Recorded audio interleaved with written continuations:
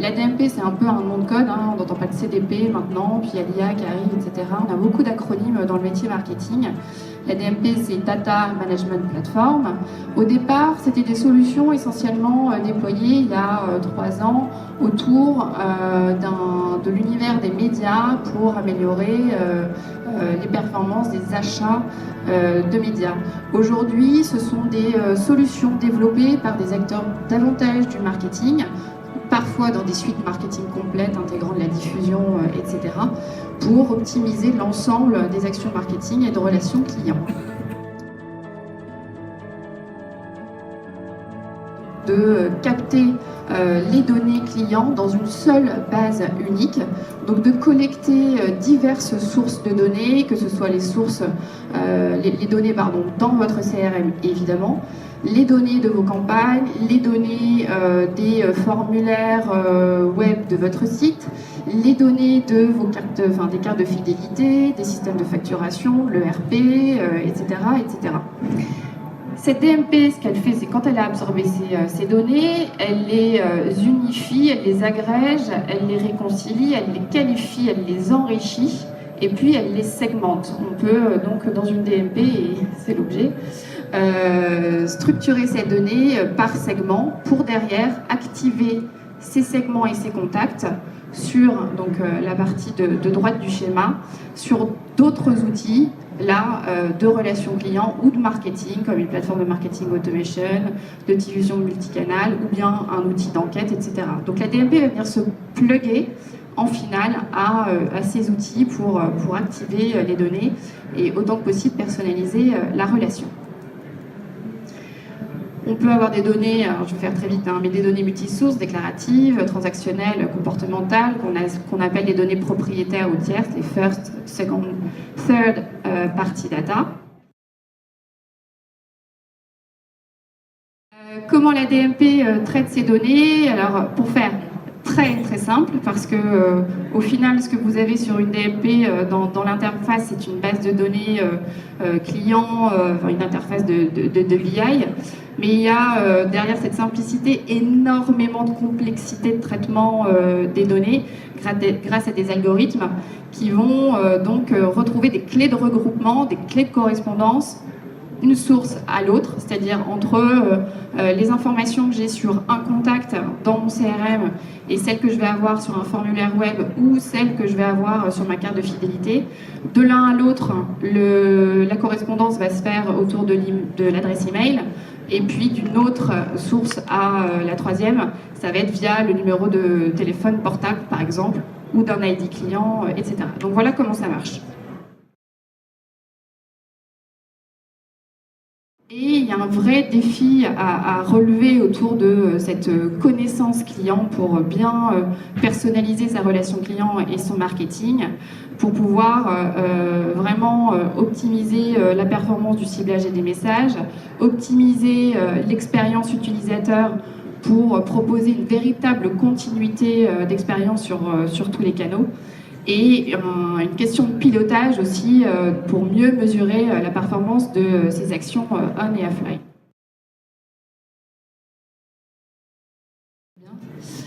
Mais voilà.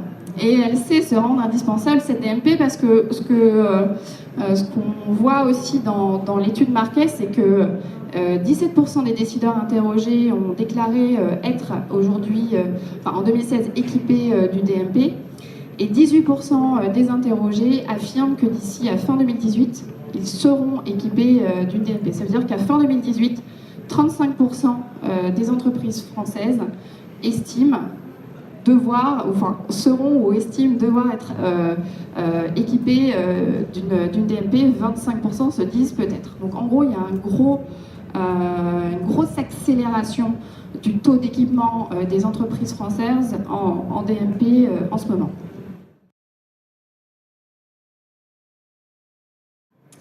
Alors les DMP sont arrivés il y a déjà quelques années, mais avec une promesse très forte qui sonnait presque comme un miracle. Et aujourd'hui, on a encore assez peu de retours d'expérience sur les DMP, puisque 55% des DMP installés aujourd'hui en France ont moins de 2 ans. On a eu le mirage du coup un peu d'un ROI très optimisé avec une réalité relativement mitigée. Beaucoup d'investissements au départ, un investissement financier fort, un coût très élevé. Je vois monsieur qui est équipé qui fait oui, un peu de la tête. Coût très élevé, voilà, des premières DMP qui sont des machines superbes, qui font énormément de choses, peut-être un peu trop, on va en parler un tout petit peu après. Et puis aussi en temps, ce sont des projets qui demandent du temps, 1 an, 2 ans, vous pourrez peut-être nous faire un retour d'expérience tout à l'heure, qu'on a voulu peut-être surdimensionner au départ. Enfin, le ROI se fait un peu attendre, puisque c'est un retour plutôt sur le long terme, donc qui constitue des frustrations opérationnelles et des directions en interne de se dire, bon, bah, je viens de dépenser 200 000 € pour une DMP, c'est quand, là, le retour sur investissement? Parce que bon, ça fait 3 mois hein, qu'on l'a lancé. Et c'est quoi ton retour, là? Tes campagnes, ça va mieux? Ça se passe bien? Bah non, on va attendre un tout petit peu, 6 mois, 1 an, avant vraiment de voir la différence au global. Et au final, pas tant de sources de données que ça agrégées dans ces DMP. Mais ça, c'était avant. C'est ce que je suis en train de vous dire. Alors, dans tout ça, quel DMP me faut-il? Parce que, vous le voyez bien, il y a énormément d'acteurs. Trois principaux types de DMP se dessinent. Vous avez les DMP marketing qui collectent toutes les données clients multisources pour affiner la connaissance client et la délivrer, enfin, la plugger, l'envoyer vers des outils marketing et commerciaux. Les DMP médias qui collectent notamment les données de navigation web, qui elles ont pour objectif d'optimiser les gros volumes d'achats médias, essentiellement avec de la programmatique, etc. Et puis les DMP globales, qui sont capables de tout faire, mais qui sont finalement plutôt orientés vers les pure players. Je vais y arriver. Le choix le plus optimisé pour sa stratégie de relation client va plutôt s'orienter sur une DMP marketing indépendante. Je m'explique. Vous savez qu'il y a des DMP marketing qui intègrent toute la suite marketing, automation, etc.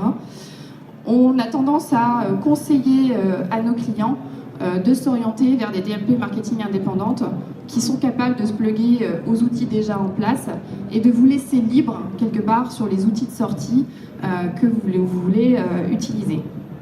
Pourquoi? Parce qu'elle permet d'optimiser sa relation client vers tous les canaux grâce à ces interconnexions par rapport au contraire de la DMP média. Elle permet de garder ces outils donc en place comme je vous le disais, et elle permet de lancer un projet dimensionné sur mesure en fait aux besoins précis et aux principaux besoins de l'entreprise, et elle est évolutive.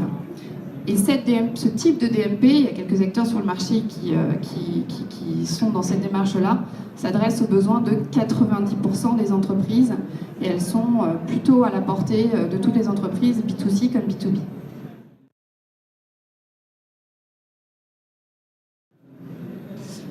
On a, par rapport à chacune de ces typologies de DMP, des coûts et des délais de mise en œuvre changeants, fluctuants.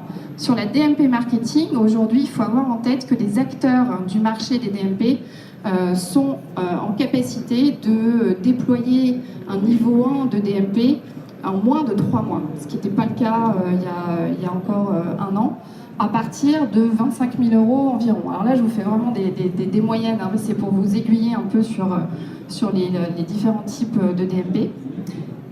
Les DMP marketing spécifiques ou médias, là, ce sont des projets qui sont plus longs, plus de 6 mois, autour plutôt de 100 000 € sur la première année d'implémentation. Et la DMP globale, là, vu qu'on va aller beaucoup plus global dans la recherche de sources de données différentes, notamment on va mettre plus de direction de l'entreprise, enfin de métier de l'entreprise autour de la table, ça va être des projets plus longs, plus de 1 an, et on est sur des budgets plutôt en année 1 à partir de 300 000 €.